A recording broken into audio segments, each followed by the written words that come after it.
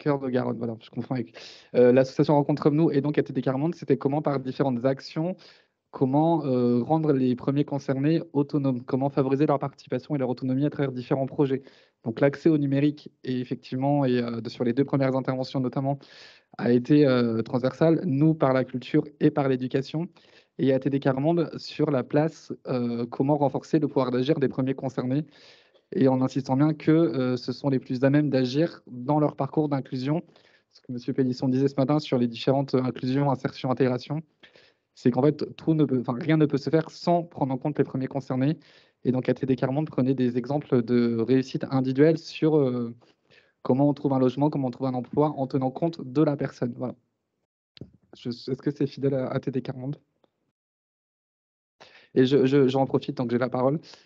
Ce qui nous concerne, c'est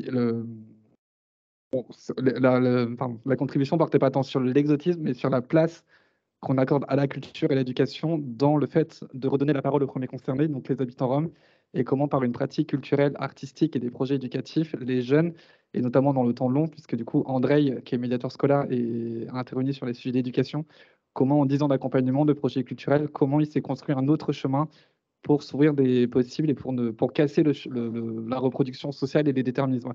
Comment offrir aux premiers concernés le fait d'avoir le choix dans la société. Voilà. En rappelant à tout le monde, parce qu'on parle de dignité, c'est que la dignité humaine, c'est le fait de reconnaître à la personne, à chaque personne qu'elle a une histoire et qu'elle peut contribuer à la société. Voilà. Et que ce n'est pas parce qu'elle est pauvre, qu'elle est discriminée, qu'elle n'a pas sa place dans la société. Voilà. Et donc, voilà. Donc la conclusion de l'atelier, c'était la place aux premiers concernés parce qu'eux-mêmes sont les plus à même de savoir la place qui est la leur dans la société. Merci. Alors, maintenant, on va tout à l'heure, juste après la remise des prix, Éric Pélisson va brosser des perspectives pour qu'il nous propose des suites à cette journée et que ce ne soit pas un one-shot. C'est ça, on parle comme ça maintenant. Donc, c'est important. Il prendra la parole très rapidement après la remise des prix pour nous ouvrir la perspective. Donc là, on va avoir le Rotary Club qui a fait beaucoup d'actions et qui a récompensé des entreprises. Donc, madame, vous allez venir à la tribune et puis vous allez nous présenter ces prix de l'inclusion des entreprises qui ont fait des actions très concrètes pour justement lutter contre les préjugés concernant les personnes en situation de pauvreté et les inclure dans leur collectif de travail. Madame, à vous. Ça ne sert à rien maintenant.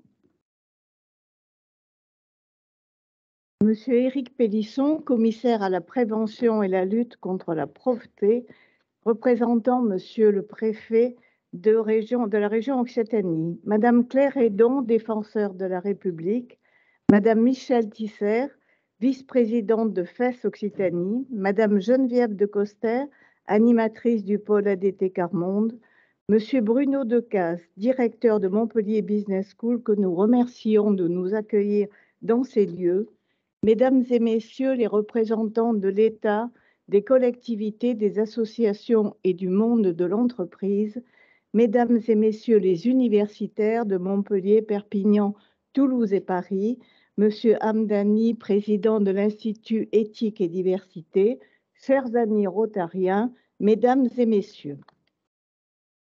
Thierry Patrucolo, gouverneur du district 1700, c'est-à-dire l'Occitanie, m'a demandé de le représenter à cette cérémonie de remise des prix du Rotary à l'occasion de la journée d'études et d'action discrimination et pauvreté. J'ai l'honneur aussi de représenter Alain Bettato, responsable de la fondation du Rotary.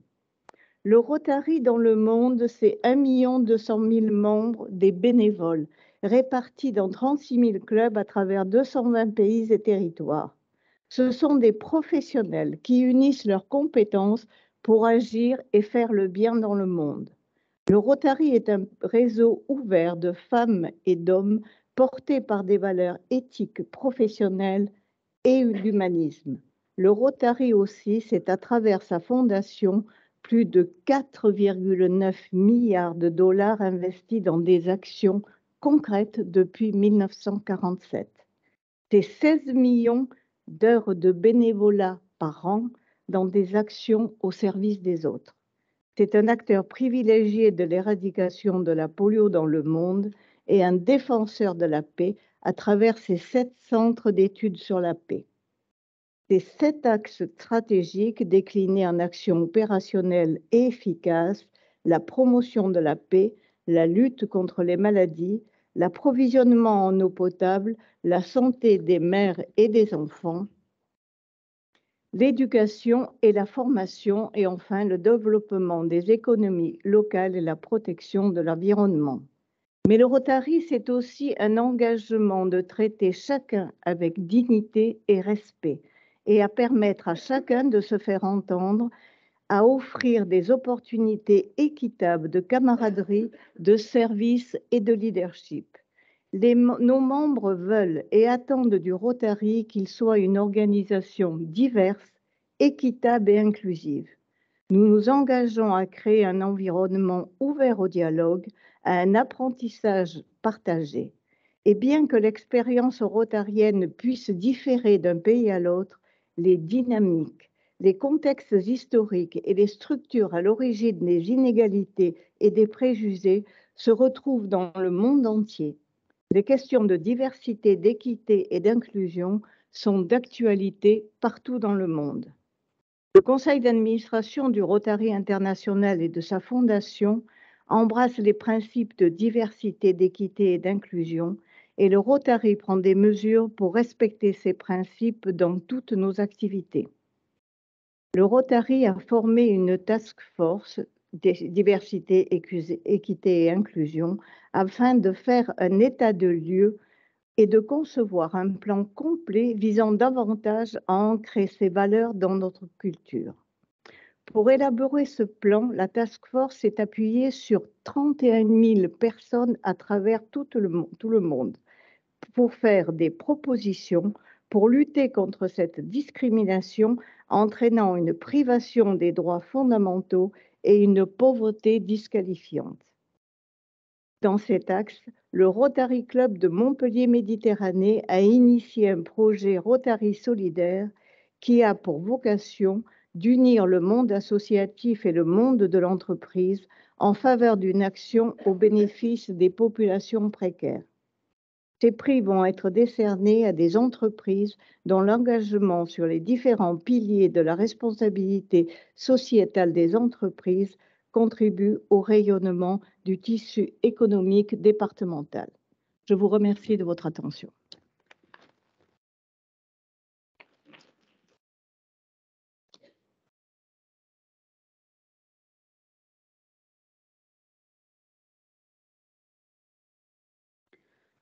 Bonjour à toutes et à tous.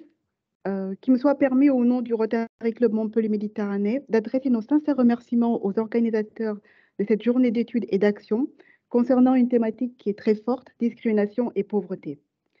Je suis Fanta Noguier, donc je suis responsable à l'initiative du projet Rotary Solidaire au sein du Rotary Club Montpellier Méditerranée. Et en collaboration avec Hilaire Giron, nous avons développé ce projet dont le principe réside dans la mobilisation des institutionnels, à l'instar de ce qu'on a vu ce matin, donc toute la journée. Donc la mobilisation des institutionnels, des associations permettant d'accéder aux populations précaires, des entreprises solidaires et également de tous les citoyens. Ce projet solidaire se compose de 4 volets. Donc, il y aura un colloque, des ateliers participatifs, des actions de soutien pour les associations qui œuvrent auprès des populations fragilisées et enfin une remise des prix. Donc, vous voyez bien, on se retrouve aujourd'hui pour cette remise de prix. Il va sans dire que notre gratitude va avant tout aux personnes qui ont accompagné notre club dans la conception, commençant par Caroline Dufoy, donc, qui est déléguée à la réception de l'habitat indigne et l'économie sociale solidaire de la municipalité de Montpellier, Caroline Calvi, directrice de Face Héros, et Martine Maragot, présidente d'Emmaüs Montpellier, vice-présidente d'Emmaüs France. Je vais brosser parce que c'est important quand même qu'on vous parle rapidement donc, du projet Rotary Solidaire. Je vais passer la parole à Hilaire et ensuite on commencera la remise des prix.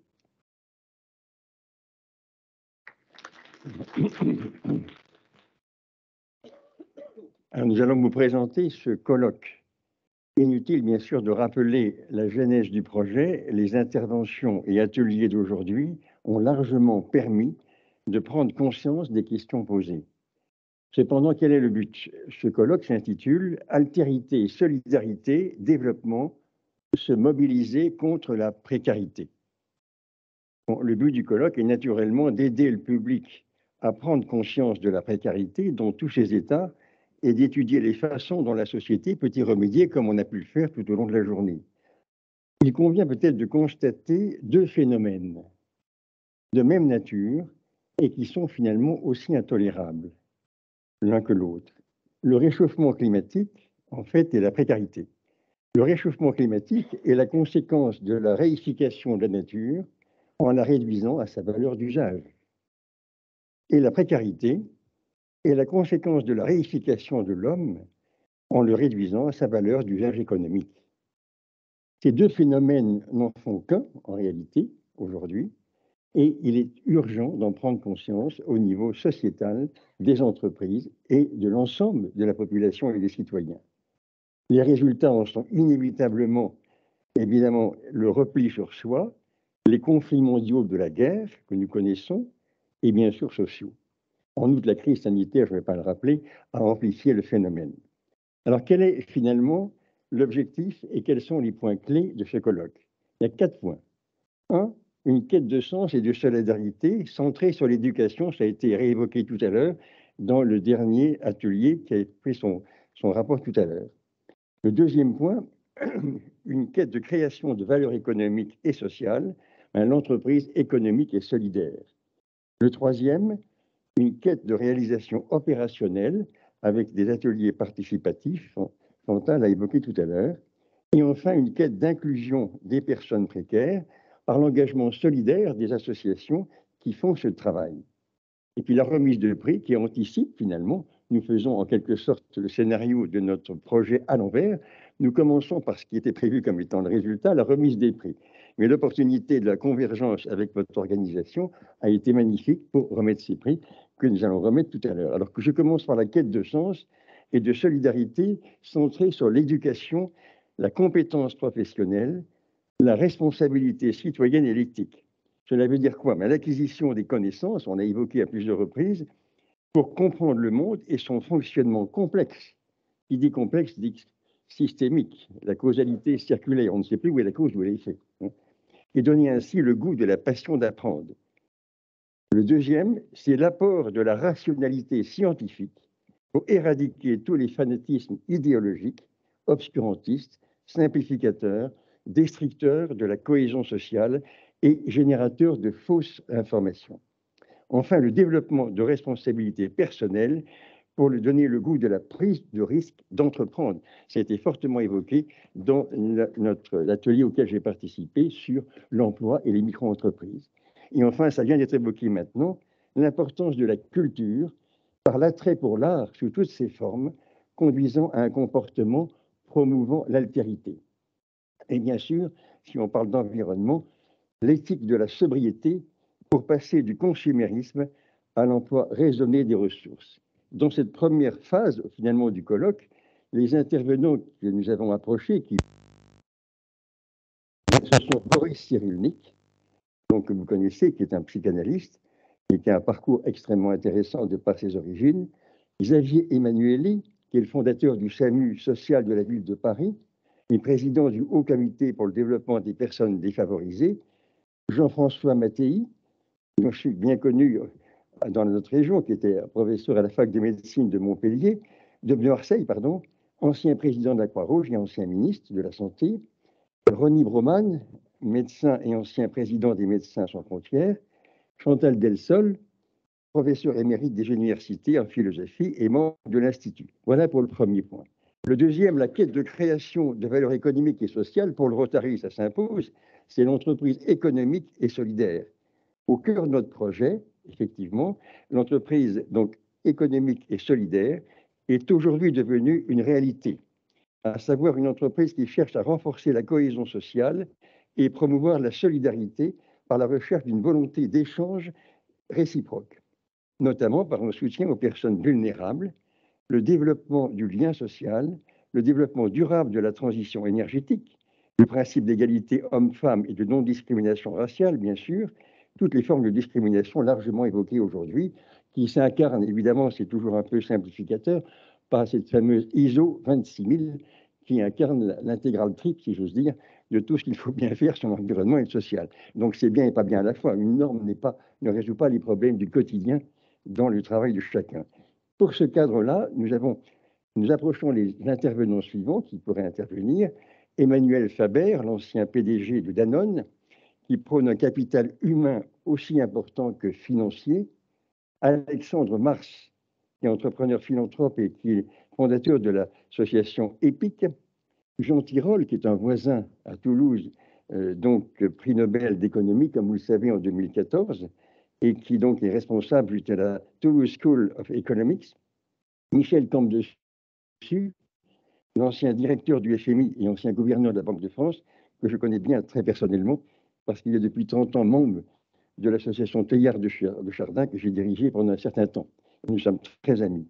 Et Henri-Jacques Citroën, effectivement, président du groupe d'expertise intelligence économique et conformité des conseillers du commerce extérieur de France, spécialiste et promoteur d'une méthode qui s'appelle alliage sociétal et qui fait des regroupements entre des projets de grandes entreprises à l'étranger et des micro-projets type de ceux qu'on a vus ce matin tout à l'heure dans l'atelier emploi, sur des micro-réalisations de projets d'ateliers dans des villages pauvres. Et donc, c'est un contrat entre des grosses entreprises et la mise à l'étrier, en quelque sorte, de micro-entreprises, notamment en Amérique du Sud.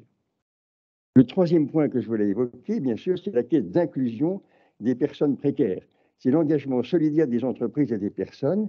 Alors là, nous allons tomber sur des points évoqués aujourd'hui, permettre à tous les acteurs, entrepreneurs et associations qui travaillent auprès des précaires de partager leur quotidien en témoignant de la réalité sur le terrain à l'aide de témoignages concrets. Les prix que nous allons remettre tout à l'heure incarnent parfaitement ceci. Évidemment, je passe aux intervenants comme Face Héros, comme les entreprises d'insertion, comme Habitat Humanisme et comme un certain nommé Anthony Bourbon. Je ne sais pas si vous le connaissez. Anthony Bourbon est un ancien SDF qui a passé des années dans la rue et qui est devenu un entrepreneur efficace et qui a gagné beaucoup d'argent, d'ailleurs, et qui est devenu finalement un philanthrope qui soutient énormément les business angels de création d'entreprises. Le quatrième et dernier point de ce colloque, c'est la quête de réalisation opérationnelle, les fameux ateliers participatifs. Et là, évidemment, ce quatrième thème est l'évidence même des réalisations concrètes de toutes les associations qui œuvrent à longueur d'année pour accueillir, aider et sortir de la précarité les personnes fragiles. Eh bien, les associations concernées, c'est ATD Quart-Monde, qui a été cité à plusieurs reprises aujourd'hui, Habitat et Humanisme, Emmaüs, Hope and Joy, qui s'occupe plus de femmes en précarité pour des raisons d'exploitation sexuelle généralement, les Restos du Cœur, Entourage, qui intervient dans la ville d'ailleurs à Montpellier, la Banque alimentaire de l'Hérault et Up for Humanness, qui veut avoir un autre regard sur l'entreprise. Voilà, je vous remercie de votre écoute et bien sûr, nous vous attendons à ce colloque qui aura lieu en octobre 2023 et maintenant place à la remise des prix qui illustre complètement ce que je viens d'expliquer.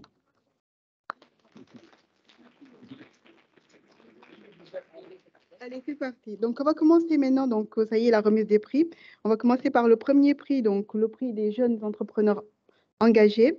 Et je demande donc à Monsieur Sébastien Tessier d'Artisan et sa marraine Caroline Casi de venir.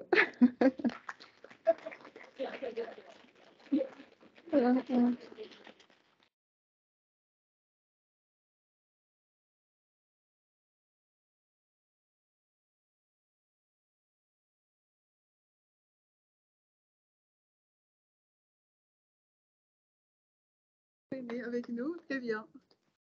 Parfait. Alors, bonjour. Alors, déjà, présentez-vous. Voilà. Et présentez-nous Artisan. Voilà. Bonjour.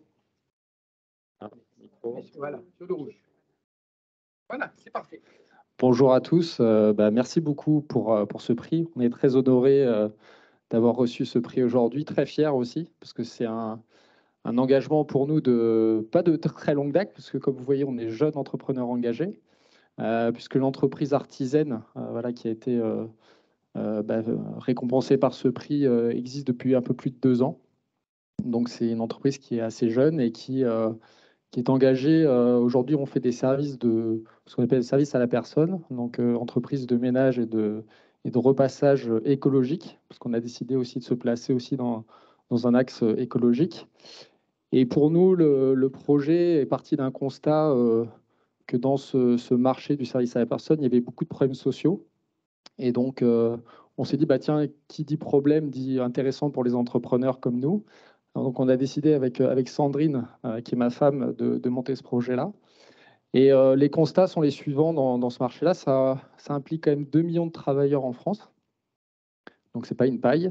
1,4 million de personnes sont en situation de travail et puis 600 000 sont en travail informel dans ce secteur-là. Et donc, nous, on s'est dit, tiens, c'est intéressant de voir quelles sont les problématiques sociales. Le premier constat, c'est qu'il y a un taux de turnover dans ces métiers qui est de 89%. C'est-à-dire que les personnes ne restent pas dans ces métiers-là.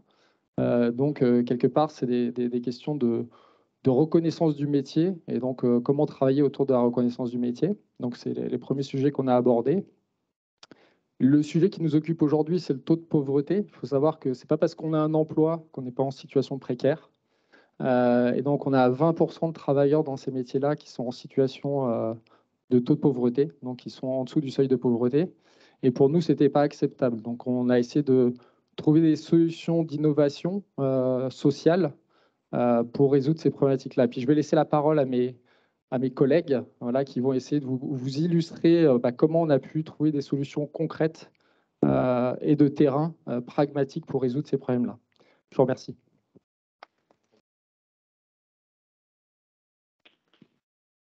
Ouais, bonjour à tous. Du coup, moi je m'appelle Sébastien, je suis en charge du recrutement. Et en simple, qu'est-ce que c'est que le recrutement dans une entreprise engagée comme Artizen? C'est une entreprise qui ne fait pas de discrimination et qui s'entoure de plein de partenaires, de différentes associations pour pouvoir rencontrer de nouvelles personnes qui sont plus ou moins éloignées de l'emploi. On est aussi entreprise d'insertion, donc on peut délivrer des contrats d'inclusion. Et en bref, bon, c'est des phrases que vous allez entendre dans d'autres endroits, mais chez nous, on transpire ces valeurs. On recrute avant tout des savoir-être et non des savoir-faire. Et on recrute des savoir-être et non des savoir-faire, car on forme nos employés. Et du coup, parfaite transition pour Sandrine. Et bonjour à tous, donc Nathan, moi je suis en charge du développement commercial de l'entreprise. Déjà, je tiens à remercier les organisateurs, les gens qui sont présents, et puis remercier la reconnaissance au travers de cette récompense. Alors vous dites pourquoi un responsable commercial nous parle alors qu'on parle de RSE ici.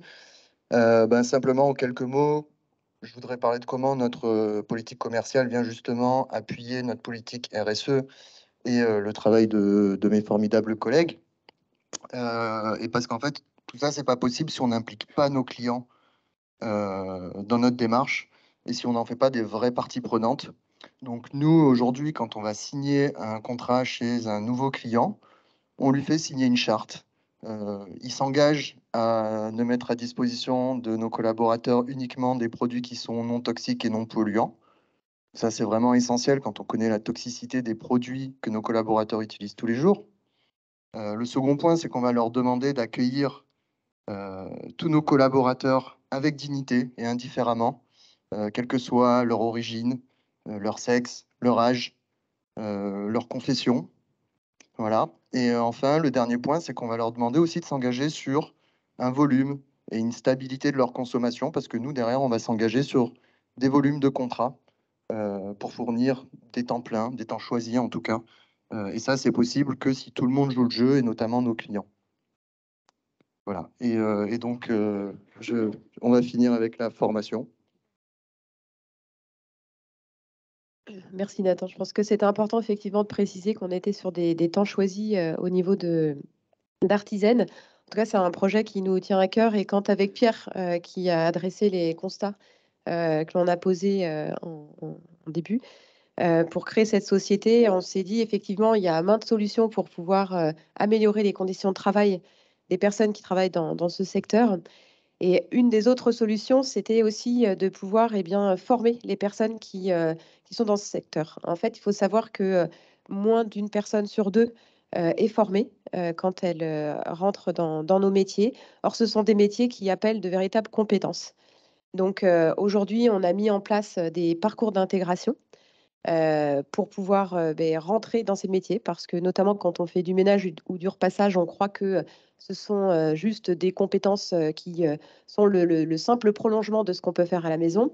Eh ben non, c'est pas du tout le cas. Ce sont des vrais métiers qui souffrent d'un mal de reconnaissance. Donc nous, notre combat, c'est de pouvoir effectivement les faire, les rendre accessibles et de professionnaliser les personnes qui rentrent dans notre entreprise. Voilà, donc pour nous, Artizen, en fait, c'est pas juste notre entreprise.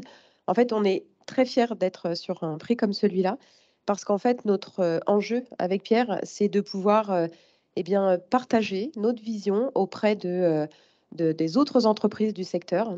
Tout à l'heure, Pierre a parlé d'innovation managériale. On a aussi mis en place le principe des communautés autonomes au sein d'Artizen. Je ne sais pas si vous en avez entendu parler, mais à travers ces communautés autonomes, en fait, l'objectif, c'est d'avoir des salariés qui soient plus responsables en équipe auto-organisée. Donc, c'est travailler leur confiance en eux, leur estime d'eux, leur redonner le pouvoir de décision par équipe. Donc, c'est un modèle qu'on veut vraiment promouvoir dans ce secteur qui, je le redis, est en mal de reconnaissance et on est bien, en tout cas, on a vraiment envie je dirais, partager cette vision-là avec toutes les entreprises du secteur. Voilà. Alors, juste avant de terminer, on va passer juste la question à Caroline Casi pour qu'elle nous dise la collaboration avec Artizen. Alors, ça va être assez compliqué de résumer la collaboration avec Artizen, puisque c'est une collaboration très proche depuis la création, je crois, de l'entreprise. Ce que je voudrais peut-être souligner plus particulièrement, c'est que vous avez deux entrepreneurs, certes engagés, mais aussi courageux, qui ont fait le choix de quitter des emplois pérennes dans des grosses structures pour se dire, si on changeait la vie des personnes dans les métiers des services à la personne en créant un modèle où elles pourraient développer leurs compétences, je dis elles pour les personnes, parce que c'est mon deuxième sujet. On est rentré en relation, moi plus particulièrement, avec Pierre et Sandrine en parlant de mixité et de conditions de travail. Et ils font la preuve au sein d'Artizen qu'en rendant les équipes mixtes, déjà c'est possible dans le service à la personne, en travaillant sur la valorisation des compétences et des métiers, on arrive à avoir des talents masculins dans les équipes du service à la personne. Et à peu près un moite-moite, 40%, 60%, un 40-60 dans les équipes d'Artizen d'hommes et de femmes. Et ça permet effectivement, par tout le travail qu'ils ont mis en place et qui continuent de poursuivre, de développer les compétences, de reconnaître et de remettre au cœur de l'action les personnes concernées. Je crois qu'on a parlé beaucoup de pouvoir d'agir toute la journée quand on parle de discrimination et de pauvreté. Le modèle que vous déployez, il renforce la capacité de vos collaborateurs à devenir des équipiers et à pouvoir agir pour un emploi durable et un développement des compétences. Et ça, c'est juste incroyable. Bravo et continuez surtout. Pour remettre... J'en profite pour glisser un mot, c'est qu'on va se développer ici sur Toulouse. Donc, s'il y a des Toulousains dans la salle, on arrive. Peut-être en ligne, peut-être en ligne. Alors, pour remettre ce prix, donc j'appelle Michel Tisser de FAS Occitanie et Antoine Calderini, vice-président et vice-président du Rotary.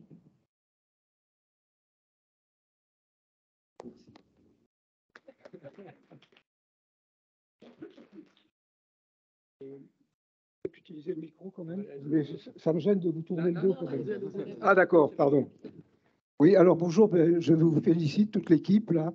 Et avant de passer ce prix à votre marraine, qui va vous le remettre, je voudrais vous féliciter pour vraiment l'originalité et la pertinence de votre engagement auprès des personnes qui sont relativement fragiles, pour les insérer et les responsabiliser dans une activité durable. C'est ce que vous venez de nous dire. Donc je passe ce prix tout de suite à votre marraine. Je suis marraine par ricochet. Je n'ai pas rajouté plus que ce qui a été dit, mais simplement confirmer tous les propos laudatifs de La marraine, la vraie Caroline Cazzi, qui connaît mieux que quiconque ce qui se passe dans les partenaires de Facero, même si je sais un petit peu aussi. Merci à vous, bravo, et merci au Rotary pour cela. Merci. Je vous donne ça parce que Alors, ce n'est pas fini parce que le Rotary a tenu à donner également à chaque lauréat donc un prix aussi de prestige qui sont des lithographies originales qui ont été organisées par le Rotary, qui s'appelle Deux rives et une mer, édité par le Rotary Club Montpellier Méditerranée en 2008. Voilà.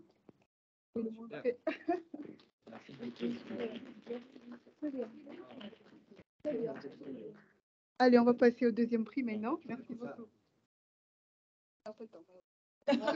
Il est très belle œuvre. Hein. C'est très beau.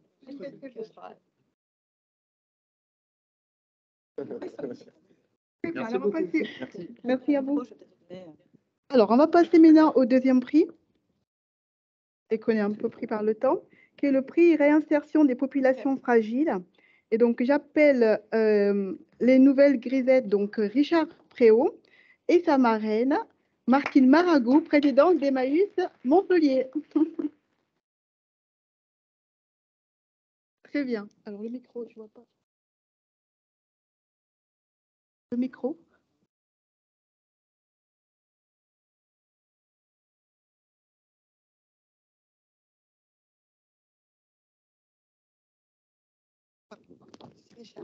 Alors, tout d'abord, présentez-nous.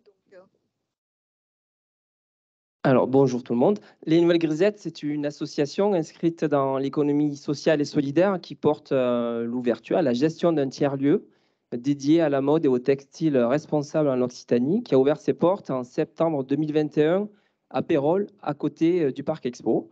Ce lieu est un lieu mutualisé qui permet de travailler et de mettre en valeur l'ensemble des filières, la mode et textile en région.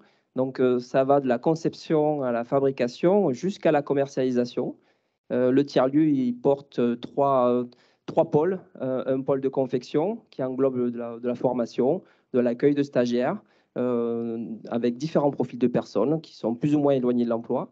Un lieu de vente, un concept store qui existe à Pérols, mais aussi également en version éphémère Place de la Comédie depuis le mois de novembre et encore pour quelques semaines. Et après, un pôle événementiel qui porte des événements pour animer les filières, autant pour le grand public que pour les professionnels. En tout cas, des moments pour sensibiliser sur la mode durable, sur la mode plus raisonnable, avec une consommation raisonnée voilà, de ces articles-là. Voilà. Que puis-je dire d'autre sur le projet? Venez nous voir, tout simplement. Vous serez les bienvenus. Je rajoute quand même la partie qui nous rassemble aussi aujourd'hui. Dans ce tiers-lieu, il y a un espace qui est dédié à la seconde main. Et cet espace-là, il a été créé en partenariat dès le départ, dès la conception du projet. Donc depuis 2020, avec Martine, on se connaît, on échange et on a monté cet espace avec Emmaüs, la communauté de Saint-Onès, et donc qui est un lieu de vente autour de la seconde main. On essaye de travailler de manière originale aussi la présentation et la commercialisation de ces vêtements-là. On essaye de proposer quelque chose de différent aussi. La seconde main, c'est très tendance actuellement. Mais parfois, on oublie un petit peu le côté insertion et accompagnement qu'il n'y a pas sur Vinted, par exemple. Quand vous achetez sur Vinted, vous achetez tout simplement et vous ne participez pas à une économie sociale et solidaire. En venant chez Nouvelle Grisette, vous participez en achetant des produits qui sont voilà, qui viennent de la filière Emmaüs. Voilà. Donc merci Martine.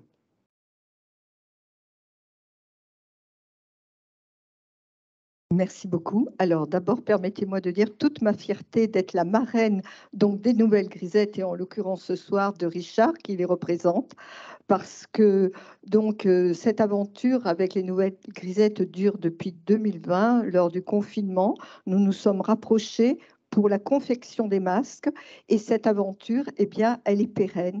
Alors, je dois dire que c'est une entreprise qui m'est chère au cœur parce que j'ai trouvé que cette entreprise dont les 4 cofondateurs mettent de l'humain au cœur de l'humain. Et ça, c'est extraordinaire, le regard qu'ils ont sur les publics les plus précaires. Nos compagnons viennent régulièrement aux Nouvelles Grisettes et ils en ressortent revigorés. Et les Nouvelles Grisettes a même organisé, je vous le confie parce qu'ils m'en parlent tous les jours, un défilé de mode avec les compagnons d'Emmaüs qui portaient donc les vêtements de seconde main que nous vendons soit aux Nouvelles Grisettes, soit à la communauté. Et c'est pour toutes ces valeurs, donc pour lutter contre cette précarité, dans un regard de bienveillance, que vraiment que les Nouvelles Grisettes reçoivent ce prix, eh bien, ça me fait chaud au cœur. Merci encore au Rotary. Alors, j'appelle donc Sidney Offray, président élu du Rotary Club Montpellier Méditerranée, avec Martine Maragou. Bon, déterminé.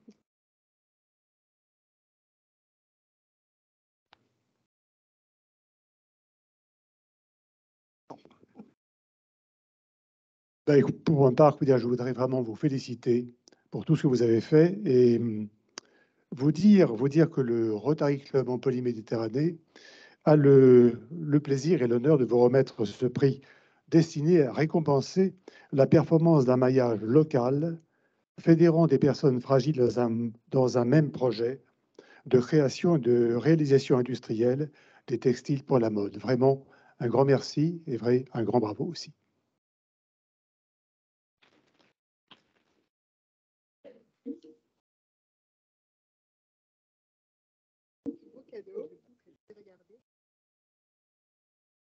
Alors, bravo encore aux Nouvelles Grisettes, je crois qu'on peut le dire très fort.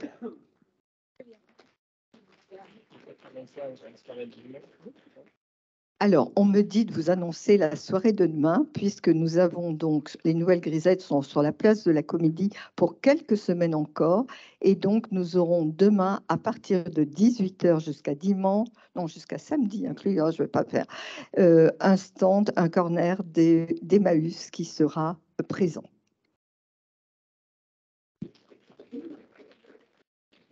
Alors, nous allons passer donc au troisième prix.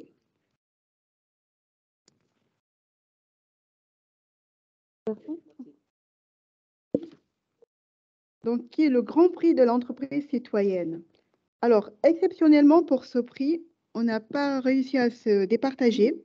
Donc, il y a eu deux entreprises qui seront lauréats. Donc, j'appelle donc Virginie Pézé de Lorenzen Executive et Lilian Pito de GDAS, avec leur parrain Nicolas Dulion, CEO d'Espace Entreprise. Après.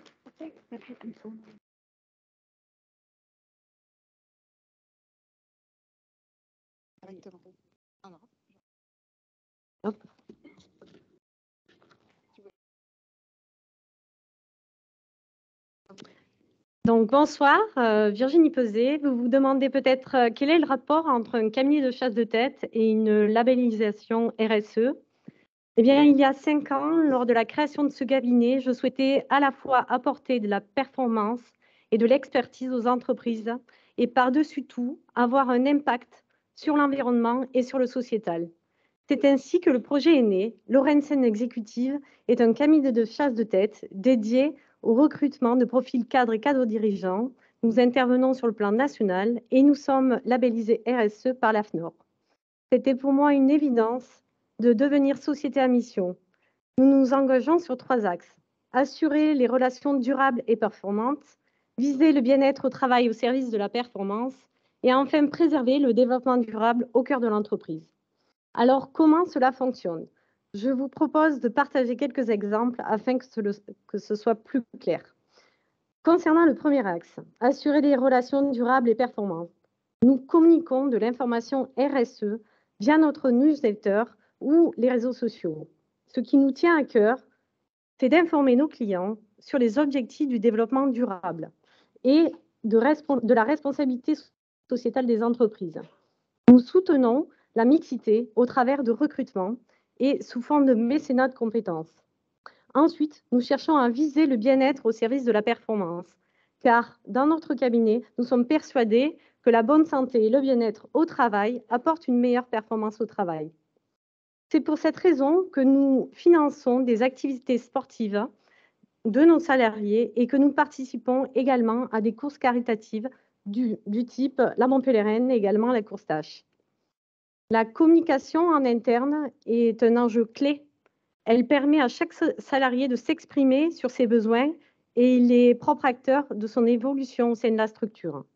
Enfin, le dernier axe, préserver le développement durable au cœur de l'entreprise. Laurensen s'engage activement dans la lutte contre le réchauffement climatique au travers de l'information, à la fois sur la pollution numérique, mais également d'autres sujets. Nous sommes également actionnaires de Time for the Planet. Nous mettons en place des actions de dépollution de plage avec des étudiants et nous soutenons également la lutte contre les inégalités grâce à HumanCat, qui est une entreprise adaptée, et également grâce à Facero, qui a organisé l'événement. Donc, en conclusion, il nous est à cœur de servir la performance des entreprises en étant un cabinet engagé RSE pour contribuer aux évolutions de demain.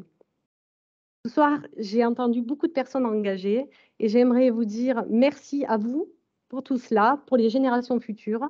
Je remercie également le Rotary, tous les partenaires et évidemment Nicolas Lyon du Lyon qui m'a permis d'être présente ce soir.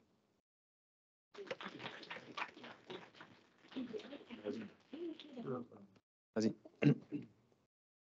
Mesdames et messieurs, bonsoir. On me dit, tu retournes à la fac, donc en tant que bon élève, je me suis préparé ma thèse. Donc un grand bravo et un grand merci tout d'abord aux organisateurs, aux participants, aux lauréats, Artisène, félicitations, Nouvelle Grisette, notre grand prix ex-aequo entreprise citoyenne. Donc bravo à tous, bravo aussi à mes équipes, grâce à qui aujourd'hui on a la possibilité d'être ici représentés. Bravo à nos partenaires et nos clients qui, tous les jours ensemble, avec qui nous construisons justement sur un monde plus inclusif, plus solidaire et plus responsable. Et un grand merci également aux participants, aux organisateurs, au Rotary, Madame la représentante du gouverneur. Spéciale dédicace aux membres du jury, vous avez eu un choix éclairé. Je vous en remercie. Et donc, je me présente, Lilian Pitot, je suis le responsable de GDAS, une structure de l'économie sociale et solidaire qui embauche une quinzaine de personnes en situation de handicap et qui a été créée en 2010. Lorsque je veux parler de GDAS, pour détailler un peu plus nos activités, j'ai tendance à prendre appui sur une parabole, celle des trois maçons. Trois maçons sont sur le bord de la route. Au premier, à qui l'on demande ce qu'il fait, il nous dit « je construis un mur ». Le deuxième, qui voit dans son ouvrage une dimension plus large, nous dit « je construis une cathédrale ». Et quant au troisième, qui voit dans son ouvrage un dessin plus important, une œuvre beaucoup plus importante, nous dit « j'œuvre à la gloire de Dieu ». Donc sans prosélytisme aucun, GDAS n'œuvre pas à la gloire de Dieu, mais œuvre pour l'insertion des personnes en situation de handicap. Et je dirais même, après avoir travaillé pendant des années pour l'insertion des travailleurs handicapés, aujourd'hui on travaille à leur inclusion. Alors ce qui est intéressant dans la parabole, c'est qu'elle redonne un positionnement, un sens à notre engagement. On peut parler d'entreprise à mission, de vocation. Donc GDAS travaille à l'inclusion des personnes en situation de handicap de différentes façons, par l'embauche d'une quinzaine de personnes eux-mêmes handicapées, qui réalisent des prestations de sous-traitance diverses et variées. On a voulu changer le regard sur les prestations que pouvait réaliser du handicap. Donc on est parti sur des prestations à haute valeur ajoutée, dirons-nous, de la gestion de centres d'appel, des démarches qualité, des enquêtes de satisfaction, depuis peu des visites médicales. C'est nous qui, pour anecdote, gérons la gestion des convocations visites médicales de tous les joueurs du PSG depuis peu. Nous avons également développé au sein de l'entreprise une filière nouveaux métiers animateurs en réalité virtuelle, c'est-à-dire que nous accompagnons nos aidés et les enfants hospitalisés sans devoir sortir de leur établissement de soins ou de repos sur des voyages immersifs, avec des animateurs en situation de handicap qui viennent avec des casques réalité virtuelle. Et on montre pour cette fois-ci que le handicap peut venir en soutien des publics les plus fragilisés. On a également un pôle conseil. Nous accompagnons les entreprises et les institutions dans la mise en place, la valorisation et le développement de leur engagement RSE, en nous appuyant notamment sur le volet social et sociétal, l'inclusion, mais également les conditions de travail, donc aide au recrutement de personnes handicapées, maintien en emploi de publics fragiles, adaptation des postes, aménagement des conditions de travail, pour la plupart. Mais cela passe enfin ensuite par une communication grand public avec une volonté de déconstruire les préjugés et changer le regard sur le handicap. Ce que nous couplons souvent avec des événements dont on parlait, les courses tâches, la course des bacchantes, la Montpelliéraine, pour sensibiliser les gens au handicap invisible et notamment lutter contre le cancer. Enfin, notre organisation, plus concrètement, passe aussi par l'animation de sensibilisation artistique nous avons décidé de mobiliser un collectif d'artistes et chaque artiste nous a réalisé une œuvre qui nous permet d'aborder, à l'instar du gorille de Franck Seller, la pluralité du handicap. Le totem animal qui auparavant était un gorille en colère qui, sous les traits de l'artiste, finalement devient un porte-drapeau de la différence. Il est tatoué de toutes les pathologies qui peuvent donner droit à reconnaissance handicap. À l'instar également de ce tableau de la Marianne recomposée, qui est ici réalisé à partir de différents pochoirs de la lettre liberté, du mot liberté, et qui représente l'importance du collectif et du soutien. Cette version a été déclinée en tactilo-visuel et en braille. Vous pourrez venir la toucher. Elle est justement symbole d'accessibilité et d'insertion universelle. Et pour ne pas conclure, je vous dirais que quand la nation, fragile et fragmentée, affirme sa diversité, quand de ses imperfections et ses lacunes renaît un ensemble homogène, quand ces mots s'entrechoquent et ces mots s'entremêlent, alors la liberté se crie, l'égalité s'affiche et la fraternité se lie. Dans une société d'inclusion où chacun peut trouver sa place, peu importe les fêlures des uns, les autres veillent à l'harmonie globale, peu importe les différences, l'unité demeure malgré l'illusion de chaos. Merci. Et philosophe en plus. On va passer la question. Non, merci. En tout cas, vu leur exposé, je pense qu'ils n'ont pas besoin de parrain. Ils sont déjà super forts. En tout cas, merci. Et c'est surtout intéressant, je trouve, au-delà de l'entreprise, montrer qu'une entreprise, c'est pas que pour l'argent, c'est pas que pour tout ça. Il faut avoir un sens. Et le sens, c'est pas, on va pas le chercher dans le bénéfice. Le bénéfice, des fois, c'est pas financier, c'est ce qu'on peut apporter. À quoi on sert? À quoi sert une entreprise? C'est souvent une question que certains ne se posent pas, mais si on ne trouve pas de réponse à cette question, à un moment, on s'essouffle et on n'a pas d'intérêt à travailler. Et je suis ravi de pouvoir être le parrain de ces deux entreprises qui sont engagées et qui ont du sens dans ce qu'ils font et qui aiment ce qu'ils font. Et pour être performant, il faut ça. Merci. Pour remettre le prix, donc j'appelle Monsieur Éric Pélisson, donc commissaire à la prévention et la lutte contre la pauvreté, et Madame Marie-Françoise Chapuis. Bien.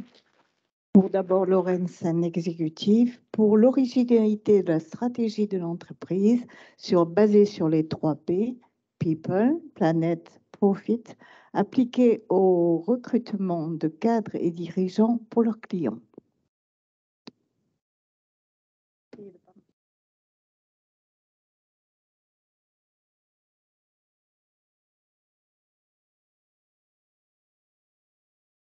Alors, pour le deuxième, pour la stratégie de l'entreprise et l'originalité de ses méthodes centrées sur l'aide au recrutement de personnes à handicap pour leur entreprise cliente.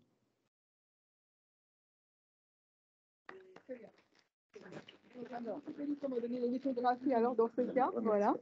Je vais remettre à chacun une œuvre d'art. Sans vous tromper. Ce sont les mêmes? C'est le même. Ce sont les mêmes. Il n'y a pas de annonce. Merci. Ah oui, Non, juste félicitations.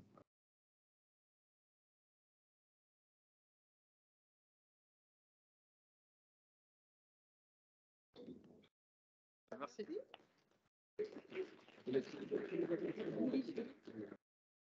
Juste pour information, je laisse la parole à Lorraine Sen. Vous aurez tous des calendriers et ceux qui sont intéressés par le poème, vous avez des petites cartes postales que je vous remettrai avec plaisir, ainsi que le petit gel collector hydroalcoolique à l'instar du gorille.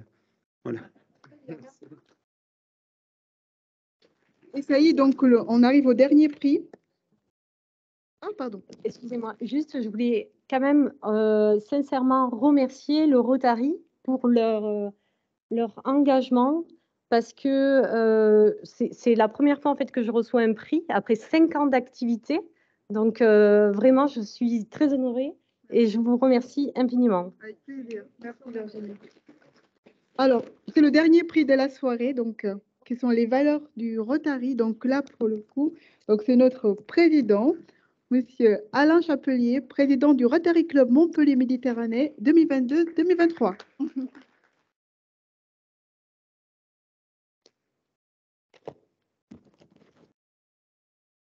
Bonsoir tout le monde. Donc, notre club a souhaité remettre un prix correspondant à une association et correspondant aux valeurs du Rotary. À savoir que toutes nos actions sont sous-tendues par 5 valeurs: servir l'intérêt général, faire progresser l'entente entre les peuples, l'altruisme et le respect, observer des règles de haute probité dans l'exercice de toute profession, servir par des actions citoyennes la communauté locale, appliquer l'idéal de servir dans la vie privée, professionnelle et publique. Alors, cette journée a montré tous les besoins qu'il y avait pour éviter les discriminations. Voilà. Et notre club engage de nombreuses actions sur le terrain pour aider les différentes populations. Alors, je ne vais pas vous faire l'inventaire à l'après-vert de toutes nos actions, mais en rapport avec le thème de la journée, il faut savoir qu'on a aidé les étudiants pendant la crise Covid. On a eu des actions d'aide aux étudiants. On participe systématiquement à toutes les collectes de la banque alimentaire. Et il y a aussi une action dont on est assez fier, c'est qu'on aide les jeunes lycéens qui n'ont pas les moyens de financer leur voyage pour aller passer l'oral de leurs examens pour l'accès aux études supérieures. Et donc, on finance ou on trouve des hébergements pour eux pour qu'ils puissent accéder à ces études supérieures et avoir l'égalité des chances avec les autres. Voilà, donc je ne vais pas parler plus longtemps de nos actions et je vais maintenant appeler l'association ASPTT, à qui nous remettons un prix pour la performance et la qualité des méthodes pédagogiques d'entraînement sportif et de développement des sensibilités relationnelles d'enfants autistes avec les autres enfants.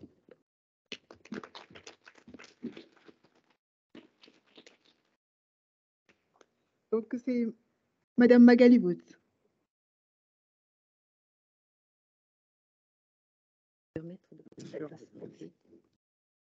Bonsoir à tous. Tout d'abord, merci. Merci de ce prix. Je suis à la fois honorée, émue. C'est une action qui nous tient énormément à cœur. Je voudrais excuser le président général, Daniel Delry, qui a été empêché et donc il m'a donné la charge de vous présenter ce magnifique dispositif. Donc la SPTT Montpellier, c'est un club omnisport de 4000 adhérents dont la mission principale est le développement des activités sportives pour tous. Nous nous sommes posé la question de savoir si nous ne pouvions pas aider les populations dites éloignées de la pratique sportive due à un handicap.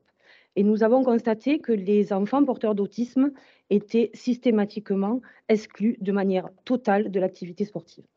Donc nous avons réfléchi, nous avons mis en place en 2015 un dispositif d'inclusion d'enfants autistes afin de leur permettre de pratiquer une activité sportive, mais au sein d'un groupe d'enfants neurotypiques, c'est-à-dire des enfants ordinaires, avec un accompagnement individualisé et qualifié. Aujourd'hui, nous accueillons 24 enfants qui pratiquent, pour 18 d'entre eux, l'apprentissage de la natation et pour les autres, le kidisport, qui est une activité multisport pour les 3-6 ans. Ce dispositif a bénéficié à son démarrage d'un soutien financier de la part de la Fondation Orange et nous sommes accompagnés par le CRA, le Centre de ressources autisme, du CHU de Montpellier sur toute la partie de la prise en charge du handicap. Donc, tout au long de l'année, nous suivons ces enfants et nous travaillons avec le personnel médical et paramédical qui les suit au quotidien afin de toujours améliorer leur intégration en milieu ordinaire. Donc, qu'est-ce que ça apporte à ces enfants? Aujourd'hui, il est clair qu'en suivant la même trame pédagogique que les enfants ordinaires, ils développent leurs interactions sociales, ils sont mieux connectés au monde qui les entoure et ils semblent avoir une facilité de cohérence et d'autonomie. Ces enfants, ce n'est pas du one-shot, pour reprendre le terme que j'ai entendu tout à l'heure, ils ont la même trame pédagogique que les enfants ordinaires, mais ils ont un accompagnement individualisé au sein du groupe des autres enfants avec un éducateur APA. Et je voudrais rendre hommage à ce moment de mon propos à Madame Sandrine Arcelon-Parache, qui est notre éducateur APA et qui est à l'initiative de ce dispositif et qui fait un travail extraordinaire. Donc, cet éducateur APA traduit avec des pictogrammes ou avec des photos les consignes de l'éducateur ordinaire dans différents langages afin que l'enfant puisse faire l'exercice de la même façon que les autres. Aujourd'hui, ce dispositif a servi d'exemple et nous l'avons généralisé à l'ensemble des ASPTT de France. Et sur l'ensemble du territoire, nous accueillons 150 enfants sur 20 villes différentes. Nous faisons aussi pour développer ce dispositif, parce que nous avons besoin effectivement de moyens financiers, des animations, des recherches de dons, du mécénat. Et nous organisons le 12 mars, donc je profite de l'occasion, nous organisons un relais solidaire qui est une course à pied de 12 km que l'on peut faire même en marchant. On peut le faire en équipe et l'ensemble des engagements sera reversé au dispositif. Voilà en gros notre dispositif. Il a aujourd'hui, on a un peu de recul. Nous venons de déposer un dossier à la communauté européenne afin de pouvoir avoir une caution scientifique et avoir la certitude et la preuve scientifique que l'inclusion des enfants autistes en milieu ordinaire par le sport améliore leur handicap. Merci encore de votre soutien. Merci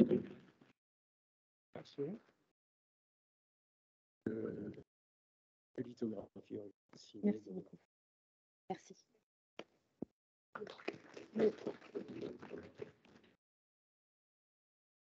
On arrive au terme de cette cérémonie.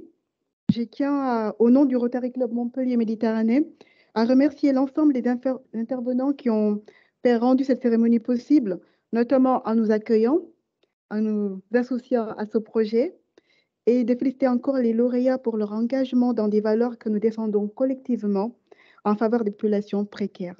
Un immense merci à vous tous.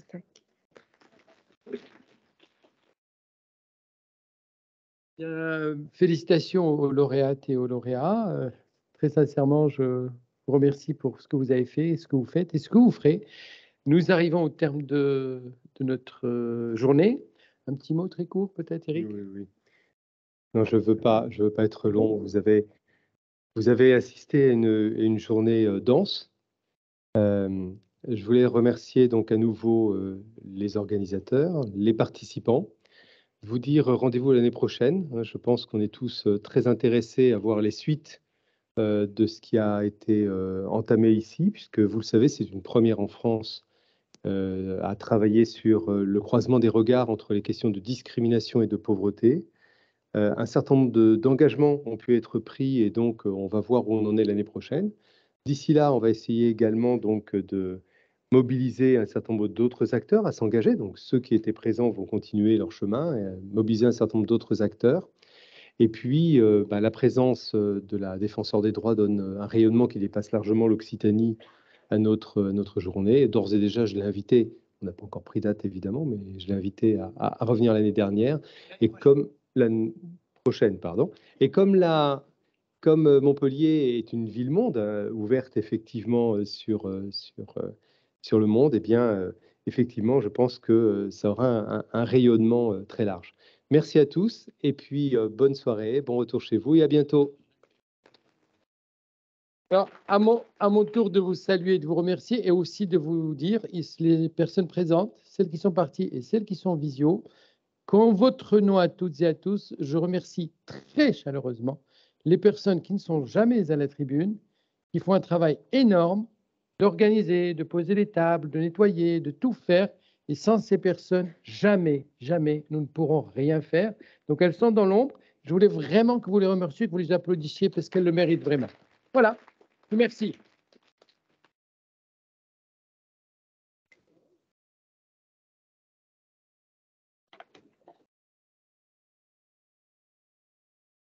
Elles sont magnifiques.